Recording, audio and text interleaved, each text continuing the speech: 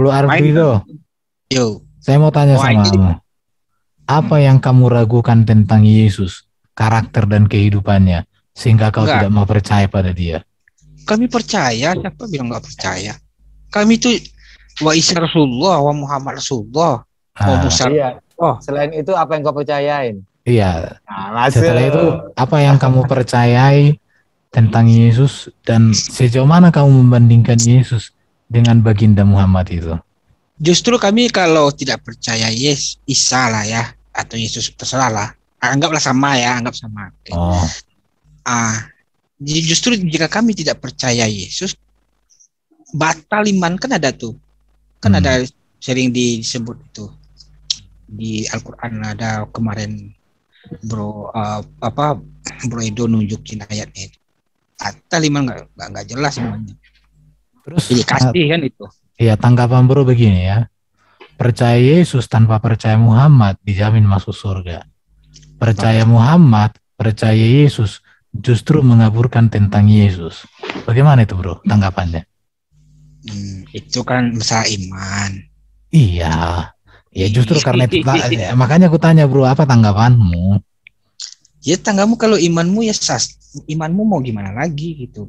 Nggak ada paksaan. Aku itu aja sih. Karena kalau di Kristen percaya Yesus udah cukup. Karena tidak mungkin Yesus yang sempurna disandingkan lagi dengan manusia yang tak sempurna, kan begitu. Karena bagi kami ya percaya Yesus, apalagi ibu dia suci gitu kan, dilahirkan suci, dia bermukjizat, dia punya murid-murid, dia diangkat ke langit, diangkat ke atas gitu kan. Iya. Apalagi itu dia utusan gitu. Ya udah sebatas itu. Dalam keselamatan itu yang paling penting, kamu percaya tidak gitu. Karena gini bro ya, Yesus itu datang dari sorga, dari dalam diri Allah sesuai pengakuan Yesus. Sementara baginda Muhammad lahir dari wanita. Tapi kalau kita bicara tentang bapaknya siapa nanti bro pusing lagi. Ya, punya bapak. Dia punya bapak kan? Iya, Muhammad punya bapak, tapi masalahnya kalau nggak salah ya, udah nggak usah dulu ke sana, terlalu jauh. Nah itu. Yang kedua, sang baginda tentu pernah melakukan kesalahan lah dulu katakan sama hidupnya. Sementara Yesus kan tidak. Baru Yesus itu mati, bangkit, naik ke surga. Baginda Muhammad meninggal. Meninggalnya beberapa perkataan ustaz ya. Dikatakan dia diracun. Terus dia tidak bangkit. Baru kemarin kita bahas bahwa baginda itu tidak menjamin keselamatan untuk dirinya sendiri pun dia tak tahu. Ayahnya dan ibunya pun dia tidak tahu. Bahkan anaknya juga tidak tahu. Tentu pengikutnya juga sama lah. Nggak mungkin malah pengikutnya lebih jelas daripada keluarganya kan. Sementara kalau Yesus, dia menjamin keselamatan untuk setiap orang percaya. Aku gini karena aku selalu belajar dalam mengidolakan sesuatu, dalam memilih sesuatu. Ya petua orang Jawa itu, bibit, bebet, bobot harus diperhatikan. Ya aku gitu sih. Jadi aku bandingkan. Jadi karena aku melihat bahwa Yesus ini lebih baik, lebih kudus, lebih sempurna, lebih mulia dari tokoh manapun, ya sudah cukup. Tidak mungkin lagi yang sempurna saya sandingkan dengan yang berdosa atau dengan yang tak sempurna. Tidak mungkin yang sudah di surga saya gantikan lagi dengan yang tak di surga, kan gitu. Gimana tanggapan bro? Ya tanggapan saya ya, memang mindset kami itu diajarkan tidak melebih-lebihkan makhluk gitu kan.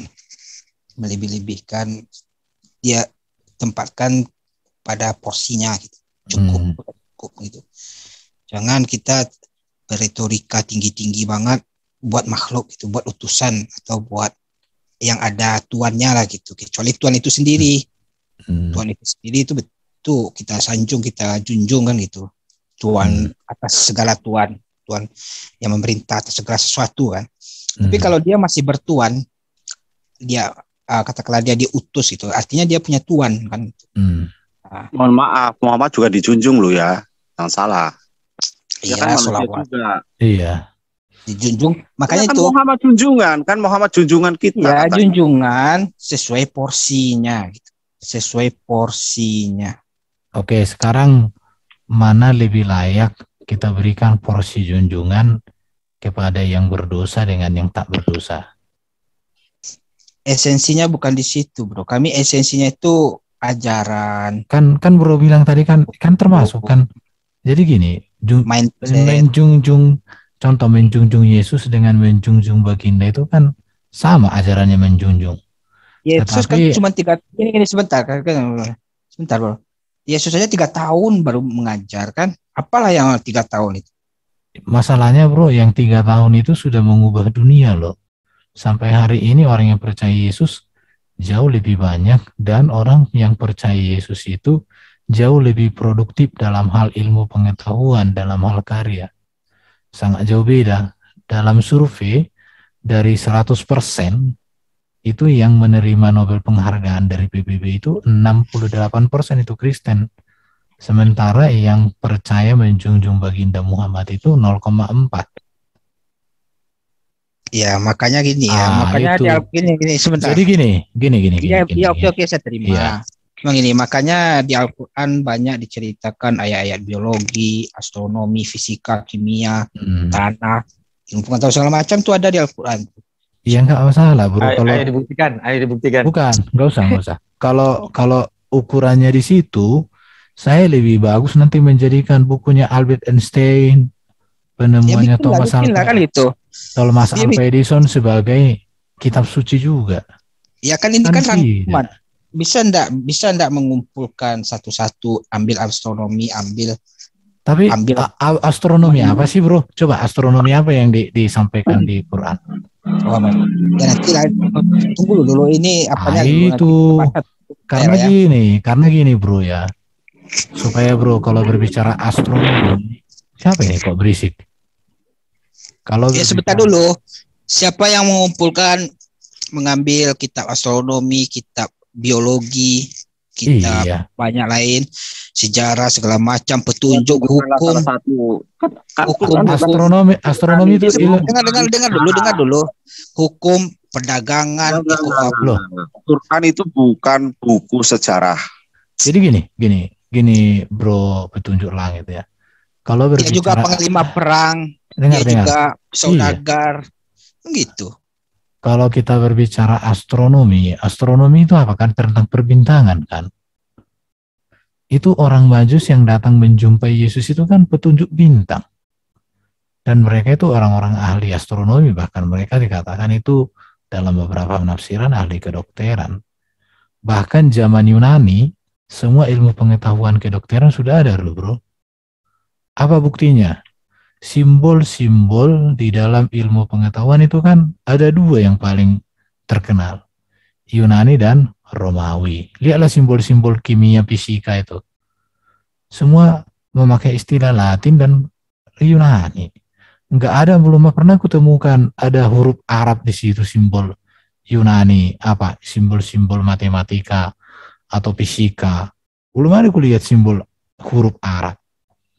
Itu membuktikan bahwa kalaupun bro klaim ada ilmu pengetahuan di Quran, itu sebenarnya diambil dari apa yang sudah ada, disalin ulang. Kenapa saya katakan begitu bro? Sebentar. Kemampuan seperti apa yang dipunyai Muhammad yang bisa mengambil semua ilmu pengetahuan, bisa merangkum semua secara. Sebentar. Makanya bisa menjadi panglima perang. Jangan kejang-kejang. Bisa menjadi saudagar. Bisa memimpin umat. Iya. Bisa menguasai Jazirah Arab. Itu sudah ada sebelum Muhammad. Tenang aja, udah, nanti jangan kejang-kejang. Enggak usah, tenang Pak Wawan. Jadi gini bro Alfredo ya. Kalau kita mau belajar sejarah lebih dalam lagi tentang ilmu pengetahuan, yang seringkali apologet muslim kutip itu kan Alusina ya. Tetapi ketika saya baca tentang Alusina itu, dia rupanya menyalin ulang dari apa yang sudah dituliskan oleh orang-orang Yunani. Di situ. Jadi gini, satu kulihat kelalaian dari apologet muslim itu ya, sekaligus masukan untuk bro. Seringkali bro itu, atau apologet muslim lah, di luar sana mempelajari sejarah itu tidak dari akarnya, tetapi mempelajari sejarah itu hanya berpikir bagaimana dia untung dan bagaimana menyerang orang. Tapi kalau saya mempelajari sejarah itu harus dari akarnya, karena sejarah setengah itu namanya pengkhianatan sejarah. Tetapi sejarah yang utuh itulah yang bisa membuat kita menilai, memahami, dan mengambil hikmah dari sejarah. Aku sih pola pikirku gitu, bro. Nah, itu kalau ilmu pengetahuan itu ya. Karena bro coba lihat, ada nggak ilmu pengetahuan yang memakai istilah Arab? Coba berikan dulu sama saya, bro. Ada nggak, bro? Contohnya? Iya, ilmu pengetahuan yang memakai istilah Arab. Ada nggak? Bung Arban, sebentar. Pak Langit, Khalil Gibran tuh Kristen atau Islam tuh, Pak? Yang siapa tuh? Khalil Gibran. Hindu. Anak Jokowi. Ayah Jokowi. Ah? Oh yang nggak tahu. Itu yang ahli kaligrafi kan? Sastra Timur Tengah. Syair. Iya. Nyair. Hindu. Khalil Gibran. Kristen Lebanon itu. Itu Kristen. Iya, Kristen loh ya. Maronik. Iya, aku tahu itu dari Bambang Nursena itu.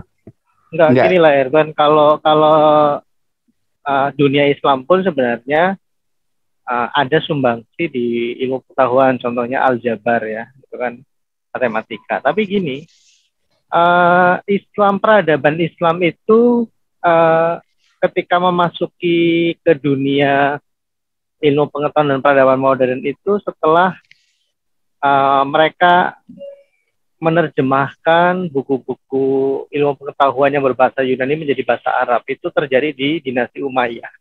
Iya, betul. Kalau Islam sendiri di awal-awal itu tidak memikirkan, tidak disiapkan untuk sebagai agama yang berteologi kuat. Teologinya itu baru dibangun setelah di dinasti Umayyah. Bahkan sampai zaman Khalifah yang terakhir pun tidak dipikirkan itu. Nah, kekristenan pun mengalami hal yang sama awal mula. Tetapi Tuhan rencananya indah ya, sehingga ajaran itu terbangun dengan baik. Nah, Islam sayangnya tidak. Makin kesini justru makin tidak inline dengan banyak hal. Nah, sekarang kedua ya, kalau saya mau menyikapi yang masalah teman-teman Muslim ini sangat confident kalau kitab sucinya itu mengandung atau bisa diposisikan sebagai kitab yang sinkron dengan ilmu pengetahuan. Jadi yang jadi masalah begini, kalau itu di-compare dengan Alkitab tidak pernah memposisikan diri sebagai buku sains. Kalau Quran PD diposisikan sebagai buku sains, Anda harus meng-compare dengan sejarah sains itu sendiri. Tadi sudah ada teman yang menyebutkan ya, misalnya di Quran itu mengklaim astronomi. Apakah betul saat itu dunia peradaban di luar Islam, di luar Arab, itu belum mengenal astronomi, sehingga klaim orang Muslim terhadap Quran itu memiliki sumber sebagai satu-satunya ilmu astronomi yang kuat, itu tidak terpatahkan. Tapi nyatanya kan tidak terpatahkan. Apalagi yang mau kedokteran. Ya silakan Anda meng-compare dengan fakta-fakta sejarah ilmu pengetahuan dan kedokteran. Ada di posisi mana Anda? Jangan sampai jadi bahan tertawaan juga misalnya gitu kan. Ketika tidak bisa membuktikan posisi kesayansan Anda gitu loh. Nah, itu jadi tapi kalau hanya PD membandingkan seolah-olah berada di posisi Alkitab tidak pernah diposisikan sebagai buku sains kok. Jadi kalian harus siap di-compare dengan fakta-fakta sejarah sains di zaman Anda. Jangan-jangan justru Quran itu bertentangan dengan ilmu pengetahuan, kan begitu? Ya enggak masalah. Ya itu tantangan Tuhan. Membelah bulan. Ini bro. Itu beda lagi. Sama gini ya. Masalahnya begini ya. Ya gitu. Logikanya begini. Gitu. Logikanya kan begini. Tuhan semesta alam yang mengaku menciptakan alam semesta, tentu dialah yang menyaksikan penciptaan. Kan gitu. Tentu dia akan memberikan clue-clue sedikit banyaknya, kan clue tanda-tanda sedikit-sedikit saja gitu kan. Bukan Pertanyaannya gini Pak Fredo, apakah ketika Quran bicara masalah astronomi, apakah belum ada ilmu astronomi seperti Ya. itu? iya udah ada cuma teori kan ini kan di Al-Qur'an kan ada itu. Bandingkan teori Iya. kapan munculnya Sekarang satu aja coba yuk kita bedah. Contoh-contoh. Iya, kita Kalau bedah. bro Ayo. berbicara ilmu astronomi, sebenarnya ilmu astronomi itu sudah ada contoh kayak orang Majus yang datang menjumpai Yesus itu. Ya apa teorinya kan bisa ada di situ. Anda enggak dia Iya. buktinya. Jadi mereka sudah mengenal yang namanya ilmu perbintangan. Ya paling teropong-teropong dari jauh dari bumi, belum ada teropong teleskop. Contoh satu aja deh kita bedah yuk. Contoh satu aja. Ilmu astronomi di Quran kita bedah. Kita compare dengan sains. Ayo coba buktikan. Satu Ya, aja. Iya, coba apa kira-kira? Coba. Oh, tapi tema kita kok jadi lari ya? Enggak Tadi apa-apa. bukan Nggak maksud masalah. aku. Sekarang aku ingin apa dulu? Ingin Ini kan pembuktian Iya. Pak RW. Tapi- Enggak apa-apa. Tapi maksud aku fokus ke ini, kayak tentang Yesus dan Nabi besar Muslim itu kan.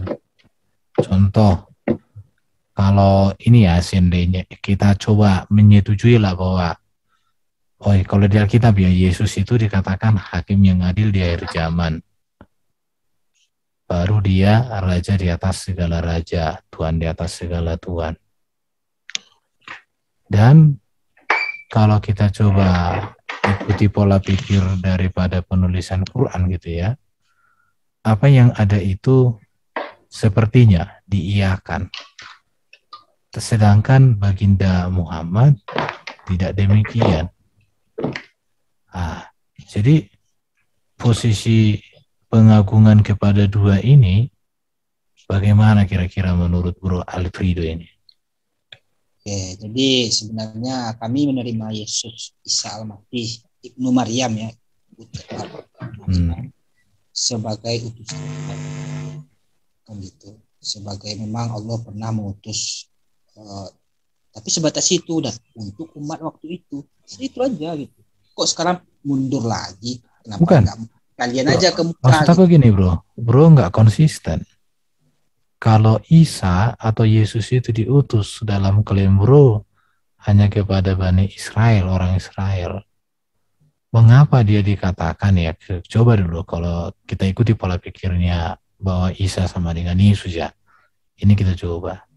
Mengapa justru Isa itu, Yesus itu paling banyak disebutkan di kitab bro? Bahkan dikatakan dia itu juga berkaitan dengan kitab Injil.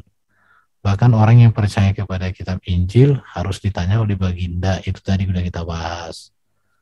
Baru dikatakan lagi bahwa dia hakim yang adil di akhir zaman. Jadi menurut saya statement yang bro bangun itu sebenarnya membuat kitabnya bro sendiri tidak sejalan. Pak Mawi, berisik. Noise Pak Mawi. Gitu kira-kira. Jadi kalau aku katakan ibaratnya bahwa Yesus diutus hanya untuk orang Israel begitu ya, berarti karena dia hanya untuk ada di sana, tidak berlaku lagi untuk. Tapi saya lihat justru di Quran itu sangat banyak menyinggung tentang dia, bahkan dari data yang pernah aku baca 100-an kali Yesus disebutkan, sedangkan baginda lebih sedikit, kan begitu bro? Ya, jadi kan Al-Quran itu rangkuman ya. Artinya ketika kita mengikuti Al-Quran, kita sudah mengikuti ajaran Yesus, kita sudah mengikuti ajaran Musa, Isa, Tuhannya Ishak. Kebalik yang rahmatan lil alamin itu Yesus, bukan Qur'annya. Iya, jadi gini, dari pernyataannya Bro Elfrido yang saya tanggap, kalau Quran itu rangkuman, ketika kita melakukan Quran, maka kita sudah menerima ajaran Musa dan ajaran Yesus. Iya. Tapi ini kalau kita masuk ke dalam isinya bro, justru hukum Taurat yang dibawa Musa itu tidak terjadi menurut saya di dalam Quran. Contoh merayakan hari Sabat, apalagi itu nggak boleh menyembah selain kepada Bapa. Renovasi istilahnya. Iya, jadi iya. berarti sebenarnya bukan menyempurnakan, tapi merombak, membuat yang baru. Iya. Iya, baru ajaran perkawinan. Kalau kita ambil ajaran perkawinan di Musa, sebenarnya tidak boleh cerai pada dasarnya. Perceraian terjadi karena kekerasan hati. Di zaman Yesus, iya, nggak boleh cerai. Sementara kalau di Muslim, menurut Abdul Somad, unlimited. Jadi ini sesuatu hal yang menurut saya sangat bertentangan ya sebenarnya. Jadi begini bro ya. Oke ya, saya jawab dulu ya pembelaan ya.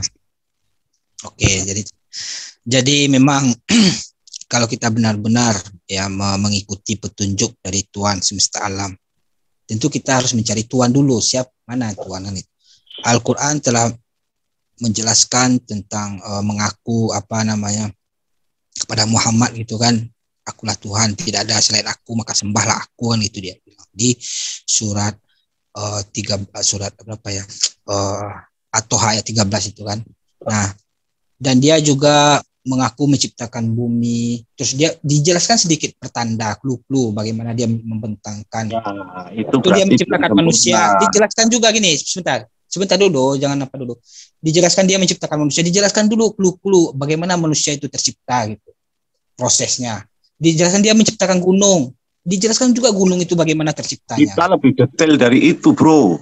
Dia jelaskan juga besi. Iya, kita lebih detail dari itu. Banyak semua. Lebih detail dari itu. Bahkan sebelum kamu ada, kita sudah menjelaskan itu. Nah, ini ya. Bahkan kita dulu, biar saya berorasi sebentar. Oh, gini aja, sahabat Pak Bintang. Kamu pengen bahas yang apa? Yang detail menurut Islamis? Ayo kita bahas. Yang menurutmu ada satu ajaran di Quran itu yang detail. Mari kita bahas.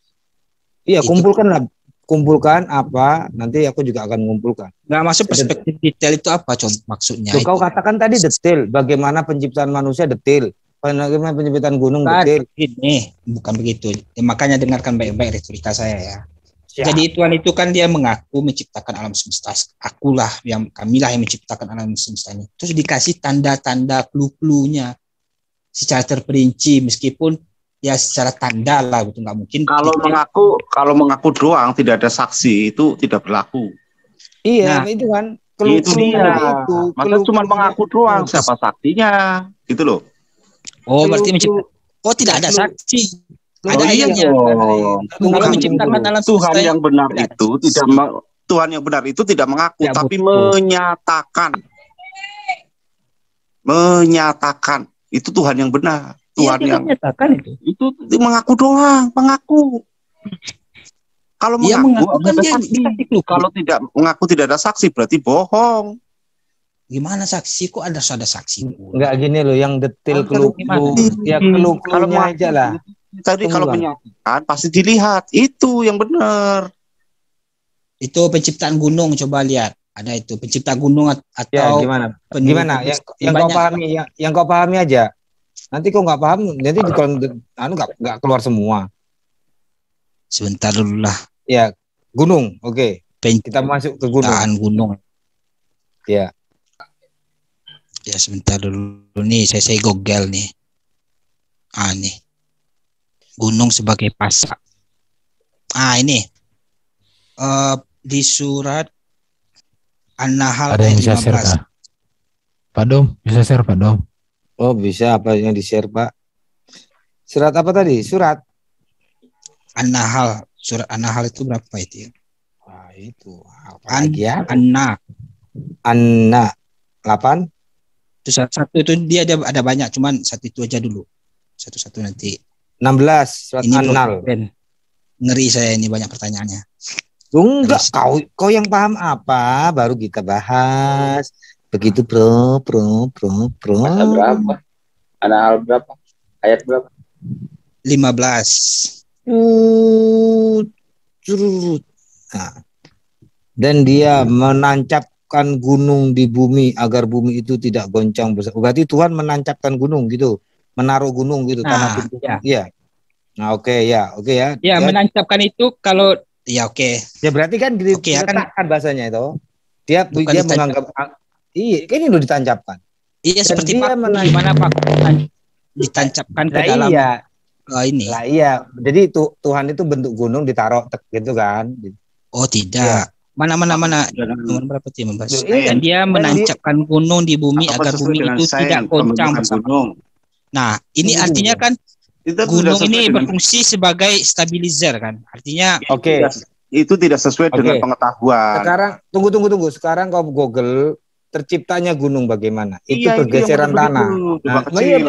Makanya kita tunggu dulu. Ini menurut Allah gini, menurut ilmiahnya gimana gitu loh. Ini kan menurut Allah kan Tuhan menancapkan. Betul. Iya betul. Kalau menurut ilmu pengetahuan, gunung itu karena apa? Ada pertemuan lempeng bumi. Ya, tanah itu baru ada didorong. Iya, tertancap ke dalam. Kayak gini aja. Oke, gini aja aku yang share screen. Malas sekali share screen sih. Tunggu, takutnya ada yang lain masuk. Tak tutup dulu. Sesuai dengan terciptanya apa ya? Sesuai pengetahuan kan coba. Oke, coba. Tancapkan ke gunung itu sesuai pengetahuan. Kalau enggak berarti karena pengakuan, cuma mengaku. Iya, coba aja dulu. Mana artikel, terserah aja lah yang artikel anak-anak fisika. Iya ini biar kau tahu ini kan tak tutup semua dulu. Jangan kau lihat punya aku. Atau lihat di YouTube. Terjadi proses ini loh. Nah. Mau apa aja terserah. Tuh, nah, mana ditancapkan? Itu tanah ketemu tanah, jadi membentuk ilustrasinya. Lihat ilustrasinya di YouTube. Jangan di YouTube, jangan putar. Oh, jangan di YouTube nanti kata boleh. Iya kan bisa. Nih, mana proses terjadinya gunung, sumber belajar. Nah, gunung terjadi karena adanya proses gaya tektonik yang bekerja dalam bumi. Nanti bukan ditancapkan dari dalam. Ya. Benar yang jadi tektonik yang bekerja dalam bumi. Yang disebut dengan orogenesis dan eperiogenesis. Dalam proses orogenesis, ini sedimen yang terkumpul menjadi berubah bentuk karena mendapat gaya tekanan dari tumpukan lempengan tektonik. Nah ini yang ditancapkan itu. Iya. Gini. Jadikan keraknya itu ya. Kerak. Gunung itu gunung. Ditancapkan kok dari bawah. Tancap itu dari atas mas. Dari atas perut ditancap. Iya ditancapkan. Kerak bumi itu kan dari atas tuh. Kalau dari bawah. Makanya lihat ilustrasinya. Kalau dari bawah itu nyimbul. Kalau dari bawah itu nyimbul. Bukan ancap. Iya betul. Kalau dari bawah itu nyimbul. Kalau di Alkitab dikatakan sebelum gunung-gunung dilahirkan. Artinya memang gunung itu kan bumi lahir muncul. Muncul. Nah, kalau dari bawah ini ditancapkan. Mana? Kalau artinya dari apa ya? Kerak bumi ini itu kalau di ngeyel ya. Ngeyel. Baca lagi. Kalau dari atas, kalau dari bawah itu muncul antara lempengan busur kepulauan dan benua. Kerak bumi itu kan paling atas itu. Kerak bumi itu kan paling atas. Dulu kamu tuh aduh. Ini lautan tuh ngerti sains dia ngomong aja lu. Dan benua itu apa? Daratan ya. Lautan dan benua. Dan antara benua dengan benua. Tumpukan lempengan lautan dan benua menimbulkan deposit sedimen laut terhadap tepi lempeng benua. Tumpukan antara lempeng busur kepulauan dengan benua berakhir lempengan lautan menyusut ke lapisan susah kali baca lah, aku capek aku bacanya. Lapisan ke dalam itu. Ya di dalam apa ditancapkan tuh dari atas apa dari dalam? Ditancapkan itu dari atas, bro. Ditancap dari atas itu ditancap. Kalau dari bawah, dari dalam itu namanya muncul. Alam Jumat ngomongin etimologi bahasa cerdas. Kan ada gunung kembar dong. Udah. Cerdas itu begitu. Jadi kalau dari atas tancap. Jadi gini ya, menurut saya kalau kita mau bicara sains sebenarnya ya sesuatu hal yang ya itu enggak juga bro, karena kan kalau kita melihat ya sains itu gunung-gunung itu bukan ditancap tapi dia timbul muncul. Kalau ditancap itu ini kalau yang menulis itu sambil tiduran, mungkin yang dianggap menancap itu kan dari atas ke bawah. Kalau pas lagi berdiri nggak tiduran, itu nyembul kata Pak Wawan tadi. Oh, istri di atas gitu nggak ditancap. Emang proses Jangan gitu. Dari atas perut itu nancap tuh lingga loh. Kalau dari atas perut nancep. Kalau enggak gini lah, kita menganalogikan dengan bisul. Lingga yoni itu. Bisul kan kayak gunung ya. Bisul itu dari dalam nyembul atau dari atas nancep. Dari dalam Pak timbul keluar. Siapa tahu bisulnya Pak Wawan dari atas tuh nancep. Gunung memang nancap, kerak bumi itu yang nancap ke bawah. Itu kayak bisul Pak, itu kayak bisul itu. Aduh, Mas. Udah. Enggak apa-apa. Anak SD itu tahu, Mas. Anak SD itu tahu kalau dari dalam itu muncul, kalau dari atas nancep. Loh, kan udah dari atas. Kalau nancep pun itu harus pucuknya yang terbalik. Karena apa? Sekarang Dia ini harus... lapisan teratas bumi apa coba? Lapisan teratas. Aduh, Mas kamu tuh ngeyel aja sih dibilangin. Anak SD aja pinter kok sama kalian kalah sama anak SD. Kalau nancep itu hal yang runcing. Kalau nancep itu yang runcing, yang nancep. Nah, gunung itu runcingnya di atas. Coba dilanjut ayatnya tuh ada ayatnya agak menarik dulu. Gunung itu runcingnya di atas. Gunung itu runcingnya di atas. Tujuan Pak Dom. Makanya lihat prosesnya ini saya kasih linknya ya. Lempeng tektonik. Aduh, Mas. Quranmu itu tidak membuktikan itu. Udah jelas kok. Gunung itu dari dalam, Mas. Karena ada magma yang keluar. Terus membentuk gunungan magma itu. Magma itu salah. Makanya pelajari. Magma itu dari mana, Bro? Aduh, magma itu ditancapkan menurut dia itu. Kau itu anak SD aja tahu. Gini ya, awalnya kan datar, makanya dengarkan dulu prosesnya. Maka pertama datar. Jadi kerak bumi antara kerak ini kan lapisan seperti atas nih bertabrakan. Jadi yang satunya menancap ke bawah, yang satunya ke atas. Kamu ilmu pengetahuan nggak seperti kamu yang katakan itu. Kalau menancap jangan itu melebihi ilmu pengetahuan kau. Dari atas kalau itu tafsir kalau menancap itu paku bumi dipancang dia. Itu kalau menancap paku bumi. Makanya kalau itu beda dengan gunung. Gunung itu nggak ditancap. Oh, siapa bilang mana gunung? Kalau ada gunung baru berarti Tuhan baru ada gunung karena bagaimana? Ini kan banyak gunung-gunung baru. Itu Tuhan nancepin apa? Gimana, Bro? Iya kan melalui proses kerak bumi. Oh, itu ditancapkan. Jadinya gunung. Katanya diciptakan, Bro. Gunung Tuhan yang bekerja. Gunung Krakatau tuh punya anak. Nih dengerin. Gunung Krakatau itu tadinya nggak ada gunung anakan, sekarang anakan. Apa itu Allah menancapkan? Runcingnya juga di atas itu. Gunung Krakatau itu menyembul dari dalam. Allah itu gunung Krakatau. Dari bawah itu. Oke, ya. Sekarang gini. Aduh, kita baca lagi ayatnya. Membela ayatmu, kau jadi bodoh. Tahu kalau gini kita baca lagi ayatnya, jangan selesai dulu ya.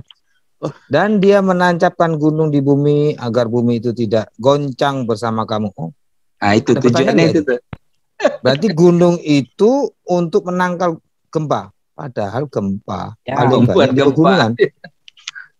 Dia pembuat gempa loh. Itu bukan. Gunung itu meredam gempa.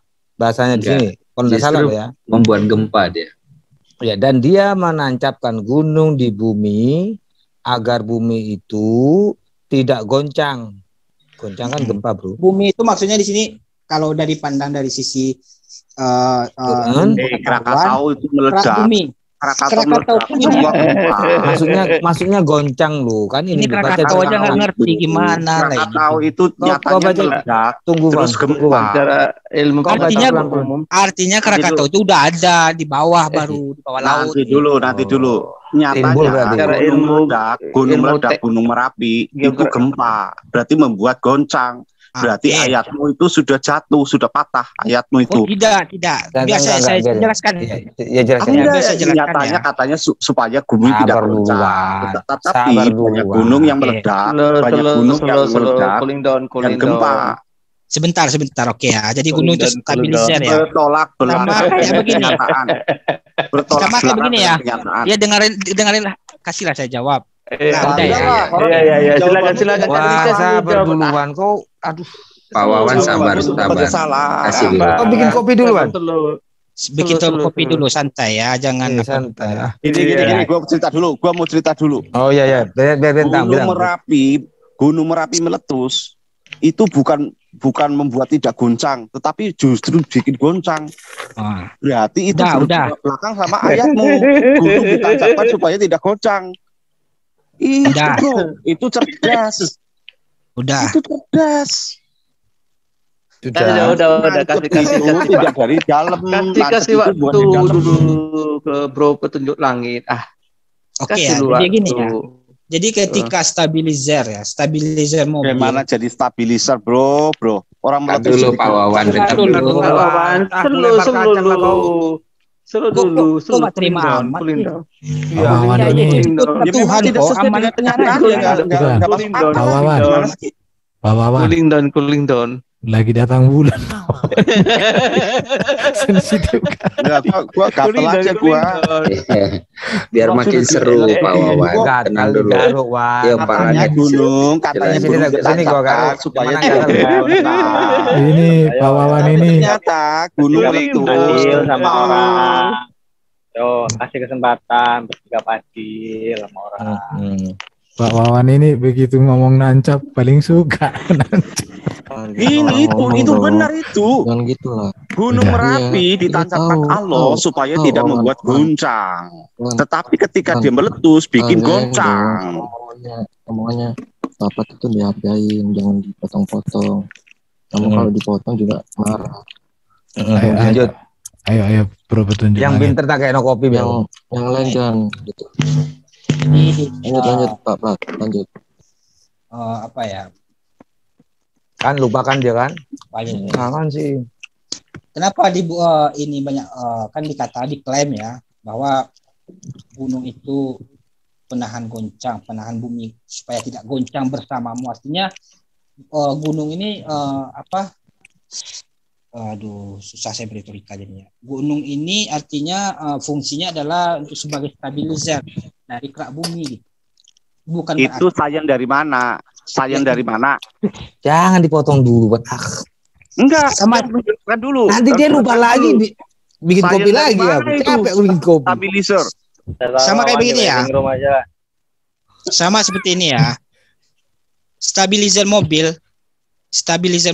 apakah jika kita tinggal pakai gunung, stabilizer mobil tidak udah Pak Wawan biarin dulu. Apakah kita tinggal di stabilizer mobil itu kan penahan goncangan? Apakah di stabilizer itu tidak ada goncang? Justru di stabilizer itu bertumpu goncangan gitu. Salah, gua ahlinya masalah itu. Jadi ahlinya masalah Pak Wawan banyak makan telur supaya bisulan. Kalau kamu bisulan itu stabilizer. Gua ahlinya masalah stabilizer mobil. Gua ahlinya stabilizer mobil. Ya lu mau nanya, ngomong begitu? Ya mulutmu nggak ada stabilizer itu. Direm dulu. Gimana sih lu? Wawan, mulutnya pakai stabilizer dulu. Ini Pak Wawan ini. Itu tolong rokoknya ditancapin dulu itu. Wawan, gua rokokin dulu. Gua rokokin dulu ya, sebentar ya. Dulu ke mulut supaya stabil itu. Lanjut dulu. Kasih stabilizer dulu. Iya bener. Pak Langit itu Pak Wawan tuh memang ahli mekanik tuh Pak.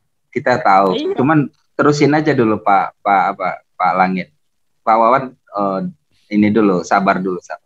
Jadi kalau Pak Petunjuk Langit ngomong perbintangan, kami ahli perbintangan. Bicara mobil itu ahli permobilan. Bicara IT ada di sini ahli IT. Berbicara rumput ada domba kecil. Aduh, Pak Wawan. Datang bulan dia. Itu rokoknya belum ditancap sih, nggak stabil dia. Ya, udah nih, gue udah ngerokok sama ini apa namanya? Udah lanjutlah dulu, Petunjuk Langit. Ngisep permen pentol. Topik yang lain aja lah. Kepanasan malas saya. Oke, sekarang Mas Evido nanya tentang Alkitab lah, jangan. Jadi gini, kalau saya boleh sampaikan ini, Jadi gunung itu tadi kan udah dibacakan tuh benar, itu vulkanik gitu.